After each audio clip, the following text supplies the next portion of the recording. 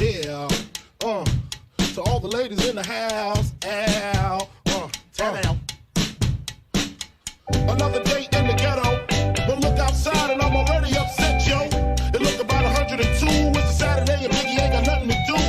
I'm interrupted by a phone ring. Sometimes I wish I never... Hi, I'm Paul Warren. And I'm Ryan Klein. And this is another episode of SEO is Dead and Other Lies. Ryan, it's a great day. I'm sure you're doing well. We've already talked about it. I'm doing great. We have a lot of really great stuff to cover today, so let's cut through the pleasantries and get on to the goods. Okay, yeah, no BS. And I know that you're in SEO mode right now, and you can't wait to talk about it more for the next 30, 45 minutes, right? Especially on a Saturday. On a Saturday. Turbo SEO mode, for sure. So let's preface. This is a part of the series. It's technically it's a 4-part series, with the first part being a preface for the 3-part series that was preceding it. It's the SEO 101 series. It's for the understanding and practice of search engine optimization, as we know it here, February 15th, 2020. The Center for the Understanding and Practice of SEO and Understanding This. How are the kids supposed to get into the school? How are they supposed to fit in the school? What is this, an SEO building for ants? Oh, God, I love that movie so much. I got to watch it. All right, so what are we talking about today, Ron? We're talking about content. As we know, the 3 main pillars that we're going to be talking about are content, link building, and on-site optimization. Today is content day because we want to build the foundation. That's why we're starting there. Today, it's SEO content 101. Let's begin. So the content series is now that's broken down into 4 things that we're going to talk about today. And you can correct me if I leave out anything, but content, before we talk about keyword research and what to write about, content can be created by you. It can be content by someone else. It can be something else. It can be created by something else is a perfect way to say it, aka spinners that have become quite sophisticated over the years. Or AI. We'll call it Word AI used to use it. I don't personally use it anymore, but we did for quite some time. And then the 4th one is just grabbing old content. And we'll talk about each and every one of them. So by the end of this, you know how to approach content, or you can try each of them and see how it goes. Let's start at the very beginning. So let's start with what in the world you're going to write about. And you want to reference our hot sauce and technically chili website, because I got the chili dude. Oh, yeah, I forgot we're doing that. And also I want to say, too, if you've missed some of the video series, I have already uploaded some videos on our YouTube channel that are going over a lot of the basics prior to even where we're at right now. So we're talking about how to find a good domain, how to register it, and all the things that Paul said that we were not going to discuss. And I said, well, I'm going to at least do videos so people can see it. You know, there's just no stopping you. Just do whatever you want. Like, I have all the time in the world to do it, but I did it anyway. Way to take the initiative. You got it. Okay, so let's just dive in. Let's say you want to have a website about something. And I get this question all the time. I want to start a website, right? Well, let's say you've picked something that you're at least interested in, which we all suggest that you do, because if you're going to write the content yourself, it doesn't even really matter. If you're going to come up with the content, you want to have some general idea of what you're talking about or some interest in it, so it's not terribly, terribly boring for you. But let's say you already picked that, and for us, we're going to pick hot sauce as our example here. I need to get kind of inside the head of like a searcher, right? Like, what are the things people are looking up about hot sauce that I could write a page about and add content that they might visit or purchase something from? Like, how do I kind of make a funnel with that? And so there's a lot of tools that you can use to figure out what people are searching. There's a lot of tools that'll suggest things to you. I like to use SEMrush. It's a pretty cheap tool. I think there's a free trial period anyways. If you want to just kind of get your feet wet and like get a bunch of content real quickly and then cancel it, you can definitely do that. Yes. But it's a really, really good place to start, right? So you kind of can start with like the overall general keywords that you want, like how to make hot sauce, and then it'll suggest to you and it'll give you the monthly search volume in whatever country that you're in, whatever country you select actually, and it'll tell you what it's going to be on a monthly basis, and you can kind of use that to judge what you should be writing articles about. Sure, and I think that it's important for people to definitely keep into consideration actually keywords and topics that are going to get traffic. While we don't want to stymie any like creativity or a passion project, like we don't want to tell you what you shouldn't write about. At the same time, like if you're writing about a bunch of random stuff and you might enjoy it, at the end of the day, you probably won't get traffic. So it's just important to, support it with data maybe to start. And once you get rolling and you start to get traffic, qualified traffic, maybe you can kind of like branch out. But it's important to know like where's the volume going to come from. That's why that's a really good point. Like often you'll see this at larger companies where someone that doesn't know that this is how any of that works will push like, hey, we need to have an article with blank about this thing, right? Like it's important. But, if no one's searching any of those terms or they don't really refer to it that way because they use more relaxed jargon in like whatever industry that you're in, you're going to rank really well for whatever the terms are because no one's going to try and rank for that. But if no one's looking it up and clicking through your site, it's like it doesn't really exist and you just wasted a bunch of time on nothing. Yeah, exactly. I mean, it reminds me when I used to do a lot of content. When I was starting up in SEO, I was basically a content writer pretty much half the time. And I would write about very specific things and I would search the keywords I was optimizing for. And I was number one all the time. And because it was so specific, it's like not that hard to make it happen. Just because something has a low search volume, don't let that discourage you necessarily from writing a topic about it. There's tons of things that have like very limited search volume. But if you get, when someone's looking for it and they find it and they get the answer they want, they make a purchase from it because there's not a lot of other sources out there for it, right? So think of it the way it's referred to, since this is a 101 episode here, right? There's long tail and there's short tail keywords, right? Short tail is, think of it as just stuff that gets like a crap ton of searches. It doesn't convert super well because people haven't really refined what they're looking for. So long tail is really anything that's kind of over 3 keywords long that people might type into Google. And so it's very, very specific. So think about like type in like, I don't know, Audi A8 for sale, right? It's going to give you a bunch of different areas. It might not narrow it down to like the city that you're in, but if you're like Audi A8 for sale in Winter Park, Florida, well, there's a little more search intent behind that term, right? So even though there's way less people searching it, someone might be like looking, in that area. Or if it's like Audi A8 for sale in Winter Park, Florida, under $3,000, that's like a super purchasing term. Don't let that discourage you, but what you want to really do is kind of have a mix of both. But we're going to break down sort of how you focus on that. Do you want to do some keyword research? Right now? Yeah, I have Uber Suggest up, which seems to be owned by Neil Patel now, which is your favorite thing that's probably ever happened. So you mentioned SEMrush, which is great and also includes volume and suggestions. And then I think what's awesome about SEMrush too is you can go to existing websites and you can see how they're optimized and what kind of keywords they're optimizing for already. And it's going to be able to tell you how they rank and what kind of volume they're gaining and even what percentage of their traffic is projected from those keywords. So SEMrush is freaking awesome for keyword research for both yourself and looking at other websites that you're kind of aspiring to be or you're kind of modeling your website after, because you're always going to be aware of your competition no matter what you do. So for Uber Suggest and Answer the Public, it is my understanding that they both do a very good job at kind of understanding all the suggestive search that Google is giving out for specific keywords and then just kind of laying that out in an easier manner to analyze. Both of them are freemium. Uber Suggest, you only have like 1 or 2 searches or something within it now before you have to pay. I mean, they're great little tools and all. I would suggest if you're actually really serious about it, going to the next level and getting a tool like SEMrush or Ahrefs, which is another great tool. Ahrefs will show you like questions that people ask as well in like the search format that they ask them and what the search volume is around those things. So it's just a good way to like kind of plan your content out. Now, before we dive into like how to actually get content, I want to talk a little bit about how you kind of want to structure your content. You got to think about it as like each page that you have written should represent kind of a unique like topic.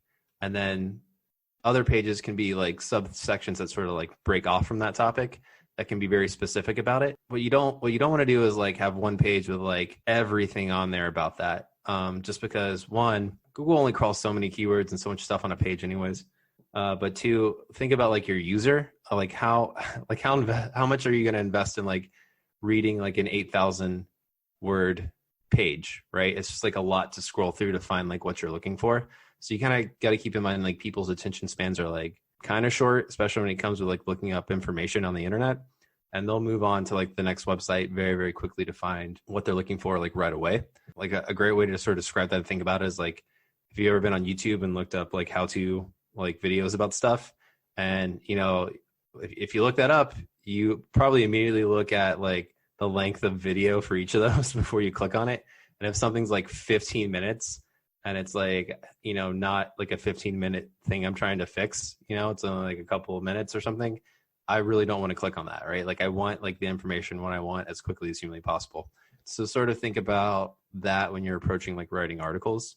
So not too short that it's useless and Google's not going to get value out of it, but not so long that like a human being is going to like hate looking at the content and trying to like comb through it to find what they're looking for. I'm all about getting straight to the point. I don't even know at what point the evolution of recipes online have gone to where they're at, but they're freaking infuriating, where it's like, I just want a recipe for like carbonara sauce, and all of a sudden it's like this anecdote about my grandma's from the old country and she used to make this. You have to scroll down through like crap, like dude, so like much crap. It's like 7 images. It's 4 anecdotes. It's talking about the ingredients. It doesn't even talk about the portions. You literally have to go through 2/3 of the page before you can get to what you're looking for. I do not think that is the best user experience. I don't care what people say. No, I hate it. I totally agree with you.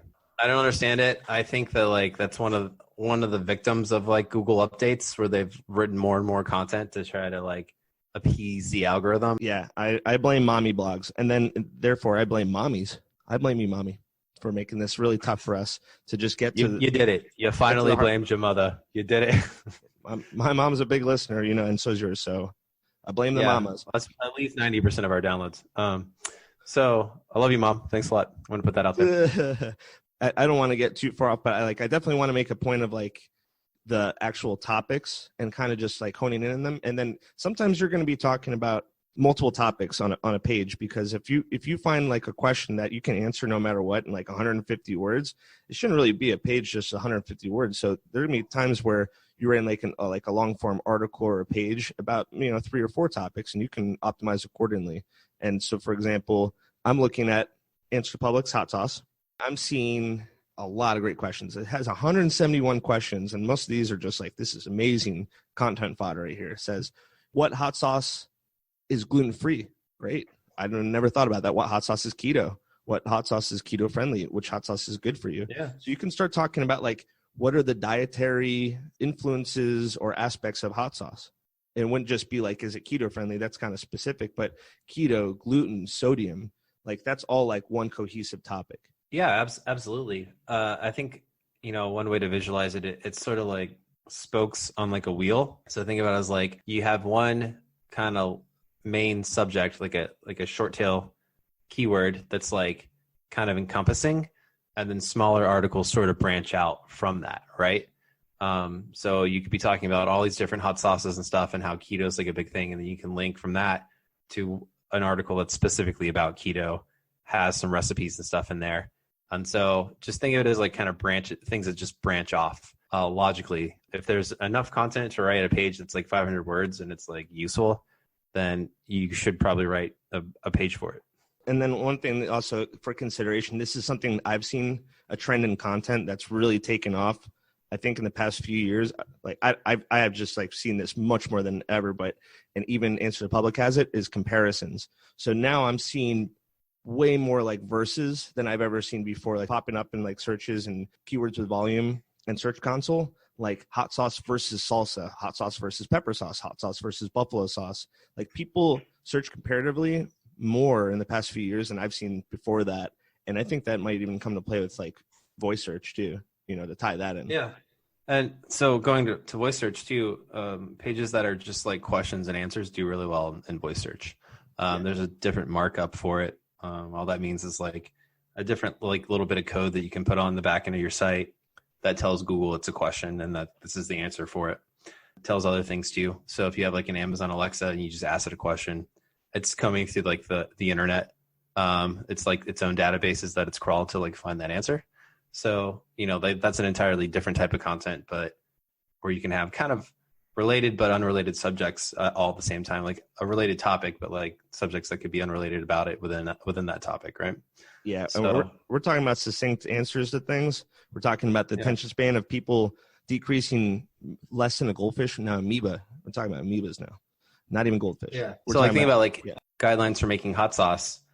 There's a lot of guidelines in there. One of the questions could be like, oh, well, what should the pH level be for like a longer shelf life for my hot sauce? that's a question you could have on there. Another one could be like, oh, well, how hot should I cook the sauce at? What should be the temperature and the length of time? So like that's all something that could be combined on one page, right? So they're slightly different topics, but they're all about the same subtopic. So think about it like that. All right. So I think we explain this as much as we can. You kind of have to learn how to do it a little bit on your own and get your own vibe and see what's like working out there in like the rankings already. So once you've kind of gotten what you want to write about, how do you get the content? So let's delve into that, Ryan. Okay, finally, we're at it. So if this is a passion project, which we would recommend this would be, we don't love the prospect of people typically taking on projects where they know nothing about the industry or the subject. They're just in it for the money. I get it, but it's going to make your life a little bit more difficult, especially if this is like your first project. If it's a passion project, something you're knowledgeable about, something that you're genuinely excited about, we recommend the starting point to learn best practices and be able to expound those best practices other people eventually work with is to write the content yourself. That is the first way you can do it. So how do you do that? So it's the most time consuming by far. How do you do it? You write it. How is it done? That's it. In a Word doc or directly into WordPress. That's pretty much it. You just write the content yourself in a Word doc, edit it, make sure everything's okay. There's a lot of tools you can use to make sure that you're not writing things improperly. Grammarly is one of them. It's pretty cheap. I suggest getting it if you're going to write your own stuff. But it's just kind of doing the work yourself, right? Doing the keyword research, writing an article about it, putting it up. I don't think Ryan and I do much of that anymore. I do on occasion, but it's getting tough. It's getting tougher and tougher just because you just don't have the time to sit down nor the patience to just be busting out articles and blogs all the time. So I certainly haven't written a piece of content for a client in like the past 8 years, but I still do blogging for my own stuff here and there. But yeah, it just makes it tougher.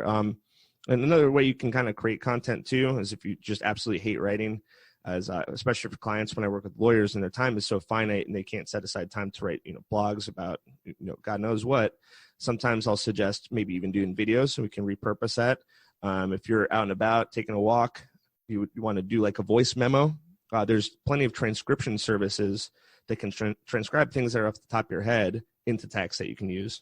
And like some people are great at speaking about subjects, terrible at writing about it, right? So it's just an easy way to kind of get that information real quickly. So yeah, a great place to start. And you can go on something like Fiverr or whatever.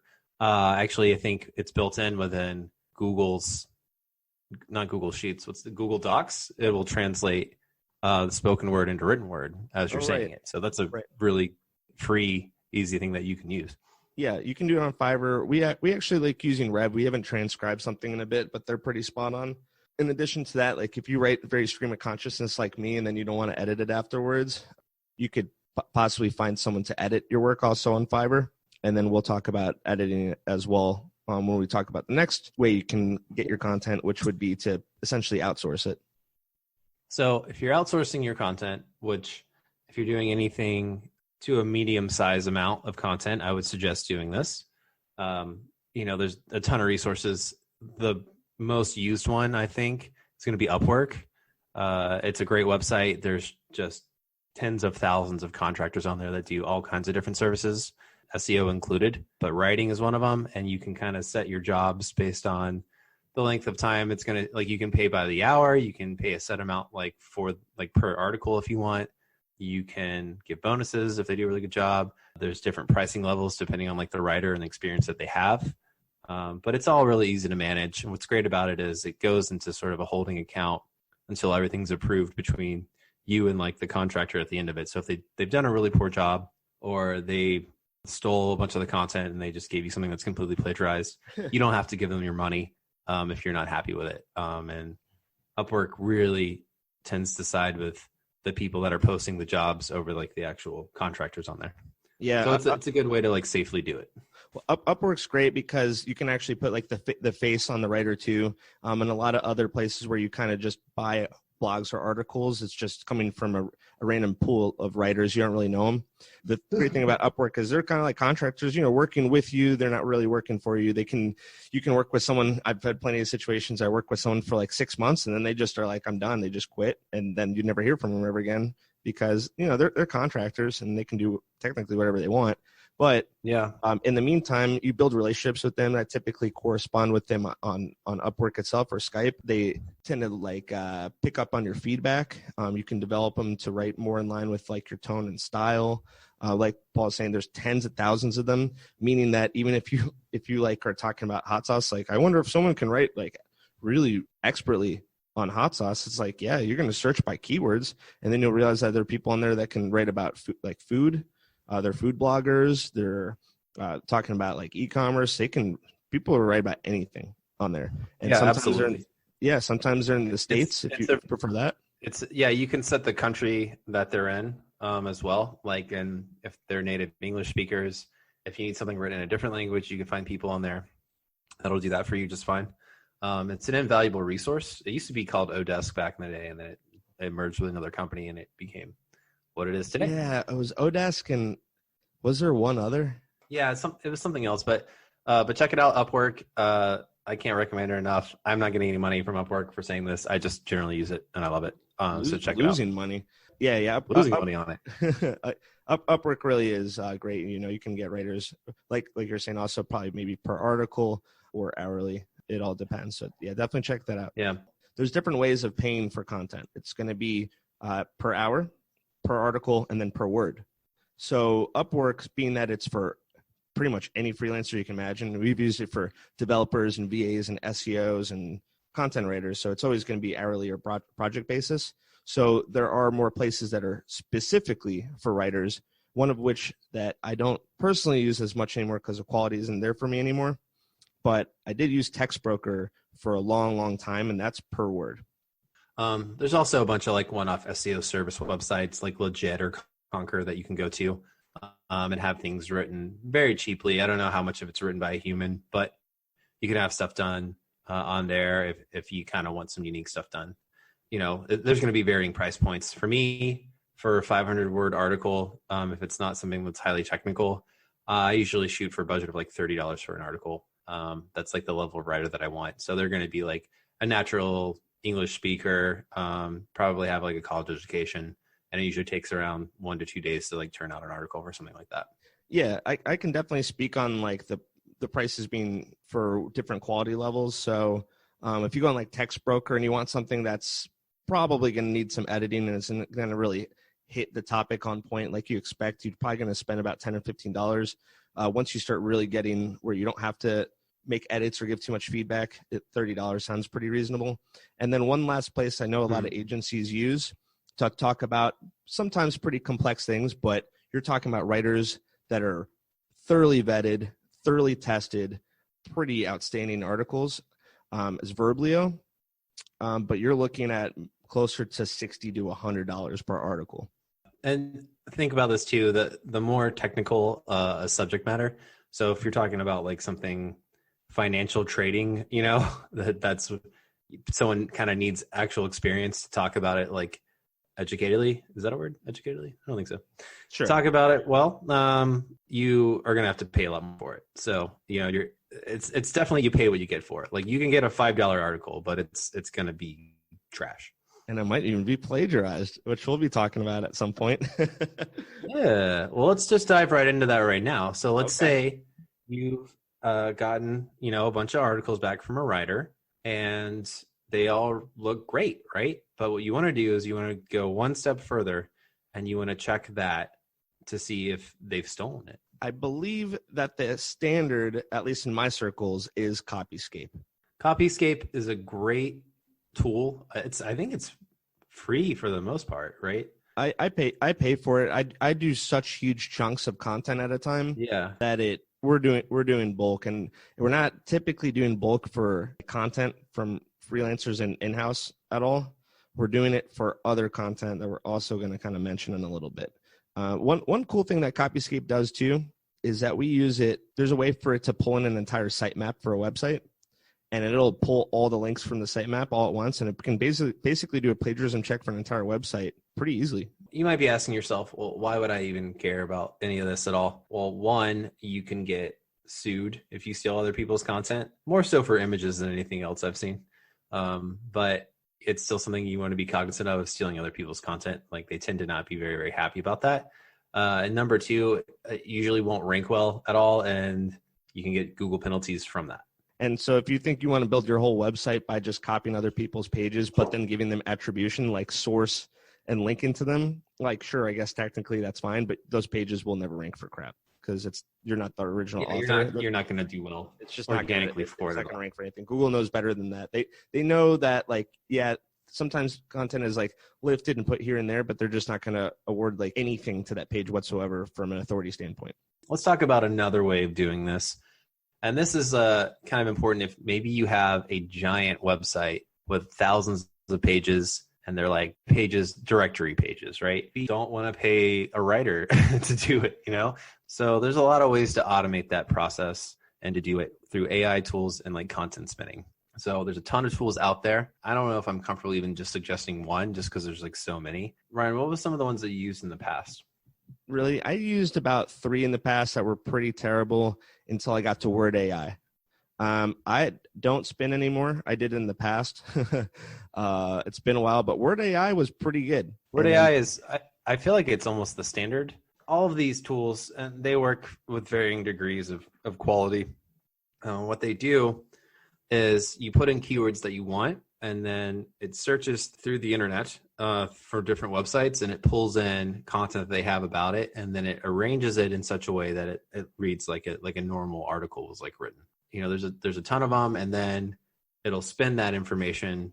It'll spin like the words in it so that it comes out unique. A lot of times when you spin stuff, if you don't spend time setting up like spin tags, which basically say like anytime this keyword appears, use this keyword or this keyword or this keyword instead to give different variations. If you don't set it up right, it'll read like a machine wrote it, which doesn't read very well at all. But if you do it right and you take the time to set it up correctly, there's not a big difference between that content and something that a human being would write.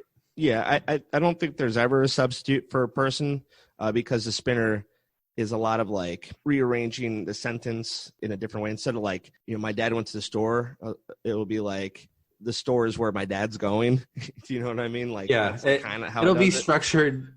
Like, it'll make sense, but it wouldn't be necessarily like how a human would structure that sentence that speaks that language. You know what I mean? Yeah, it's almost like if you were taking a test and for like a foreign language and like they were testing you on like the grammar and sentence structure and stuff, and you like got enough to make a C, it would be like that. Yeah, so it does a good job like swapping out adjectives a lot because adjectives are oftentimes interchangeable. The verbs, it'll do a little less often because that can get a little weird if you do a wrong verb.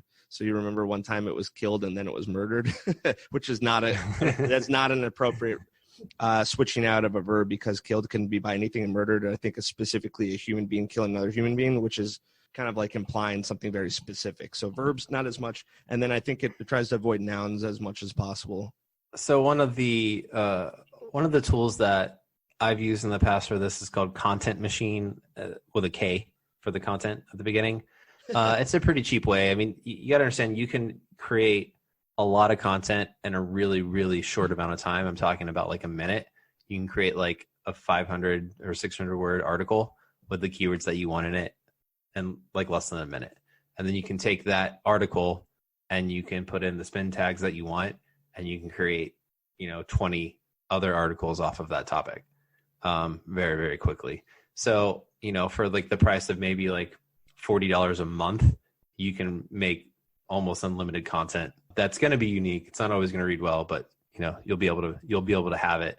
And depending on what type of website it's going on, not necessarily like your main website, but like if you have other websites to use for link building, stuff like that, it's a really cost efficient and a very, very fast way to do things at scale. I think it's important to preface like, this is not your marquee content. This is not like your homepage. These are not like your main pages. I would bite the bullet here and pay the extra to have a human being write it for like my own main website. There's a lot of other things that like, it's not that important, right? People always think of like SEO spam as being like really awful and terrible. And like, you don't want humans to read it, but the vast majority of the time, like no human's ever going to read a lot of that content. If you're doing it this way, you just want it to be legible and make sense. But at the end of the day, Google doesn't know if a computer, like if AI wrote it or not, for the most part. No, I mean, all it sees is like, it doesn't understand context. It just understands keywords and like, certain things that go into its formula, like what's the word count for it, how many links are in it, how many keywords are in it, things like that. It doesn't really, it's not a human. It doesn't know things yet. The AI isn't there yet. I mean, websites still get the manual reviews. I don't know how much anymore happens here and there. It's pretty rare, I feel like. I mean, there's just a gazillion websites. It's just not that easy for their QA team to like be checking everything manually. But yeah, as far as like spun content you're talking about, yeah, link building, absolutely. If you're doing like e-commerce, maybe like in some situations, I think that maybe some spun content is good for like a little bit extra bulking up like a few pages here and there that open up with actual content. But these aren't things, these aren't articles I would suggest doing front and center. Like, oh, I want people to read these necessarily. Yeah. And what's interesting about Content Machine, it's not the best one by any means. The best one that I've ever seen. It's more costly, but it is SEO Content Machine with a C. But the one I was talking about, Content Machine with a K, the front page of it is actually endorsed by a former SEO and Otherwise guest that we had on. Do you know who it is, Ryan? Atkinson. No. Oh, he probably has used it before. Matthew. That's right. He's top of the page. 25% chance right here. He is top of the page for referrals on there. Content Machine is one of the best content generators on the market. It is a huge time and money saver, helping to make setting up link campaigns a quick and easy, painless process. But yeah, he says specifically link campaigns, so he knows where that content's going. Yeah. So I guess we should preface this as that depending on how you're using the content, use things that are like automated and tools like that for things that aren't going on a website that you want human beings to actually read. Might be the best way of putting it. I would say like there's one thing that you could do is if you want to like kind of create like placeholders. So like you create a lot of these pages, it's kind of like partially spun content. It's not the best content. And then you start to get traffic to them, but the traffic doesn't convert. You're like, okay, now I have to rewrite it. Like I could see that being, something. Let's mention one other way to find content that Ryan and I have done in the past, and that is through the Wayback Machine. And it's a very easy and simple process. I'm showing everyone in our video series, so this is perfect. All right. So since you're doing a video on it, Ryan, why don't you walk everyone through the process? If you aren't familiar with the Wayback Machine is basically a website dedicated to having indexed as many websites as possible on the internet at different stages in their lifetime.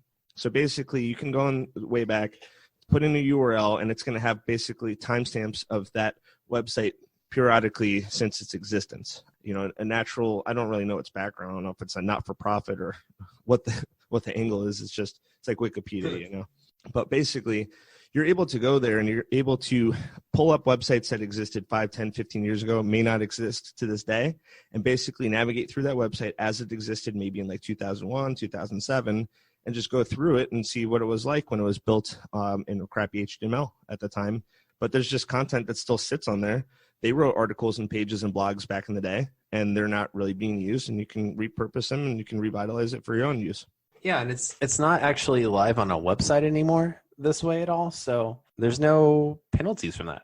And it's certainly plenty of content that people spent a lot of time creating back in the day, and the copyright says 2003, and it's been expired for 17 years, and you basically grab it and then you put it through Copyscape and to see if someone didn't beat you to the same idea, and then if it's good, then it's good.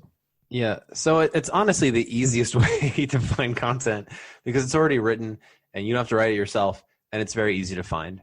You just have to find the websites that don't exist anymore that have that content on there. So that's a whole other episode that we can get into on how to do that. So stay tuned because we'll actually probably walk through that at some point. You mentioned too, so I've used to like, when I started grabbing this content, I manually did it. I had on one screen, I had the Wayback website, and on another screen, I had a Microsoft Doc.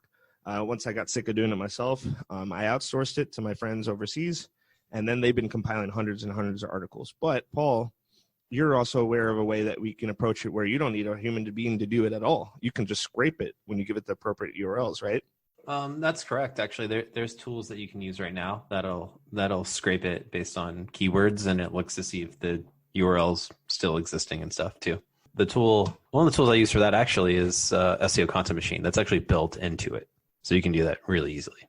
Yeah, this is pretty comprehensive overview of how to get content, varying from perfect to free.